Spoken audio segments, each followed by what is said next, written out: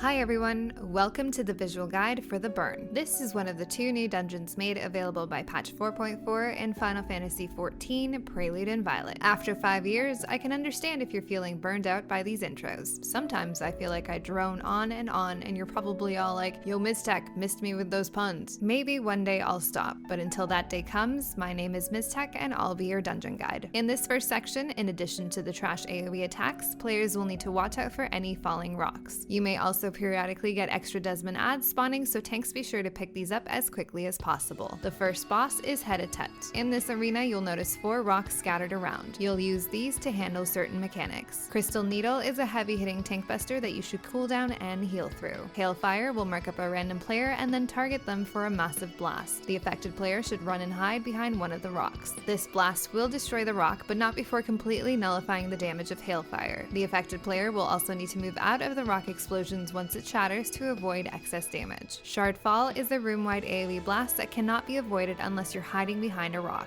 All players will need to line of sight the boss behind a rock and then quickly move out of the exploding AoEs. Immediately after, the boss will cast Dissonance, another room-wide AoE attack that can only be avoided by being inside of his hitbox. As soon as the rocks explode and disappear, be ready to run into the boss to dodge this. Eventually, more rocks will drop down, allowing you to continue dodging attacks behind them. At this point, the boss will begin to jump away before marking up players for Hailfire, so be sure to hide behind your rock at the correct angle. Shard Strike will target all players with a circle AoE attack. Spread these apart to avoid overlap. Hitting a rock with one of these AoEs will also destroy it, so try not to break all your rocks before the next unavoidable Shardfall attack. These mechanics will repeat until the boss is down. In this section, we get a change of setting with some familiar baddies. Be sure to dodge any AoE attacks as necessary. The second boss is the Defective Drone. Aether Chemical Flame will deal group-wide damage that you'll need to heal through. Aether Chemical Residue will mark up a random player and then target them for a puddle that persists for some time. Be sure to avoid standing in this. Eventually, the boss will fly away and reappear in a line of drones that will rush across the platform, dealing damage, debuffing, and knocking back players into the fire on the edge. To dodge this, you'll need to quickly identify the Defective Drone, either by the crackling lightning on it or the lack of race bars, and stand in its path. Aether Chemical Coil will deal high damage on the main tank. Cool down and heal through this as necessary. Eventually, a number of rock biters will appear on the edge of the platform. These will eventually shoot across the platform, damaging anyone in their path. Players will need to quickly identify them and then move into a safe zone. The boss can also spawn a repurposed dreadnought that needs to be picked up and destroyed as quickly as possible. The mechanics will repeat until the boss is down. In this last section of trash, the trash mobs can throw out massive AoE attacks. Either stun these or move out appropriately to reduce damage. The last boss is the Mist Dragon. Grime Wreath will deal group-wide damage that must be healed through. Next, the boss will cast Frost Breath, which is a heavy-hitting frontal cone on the main tank.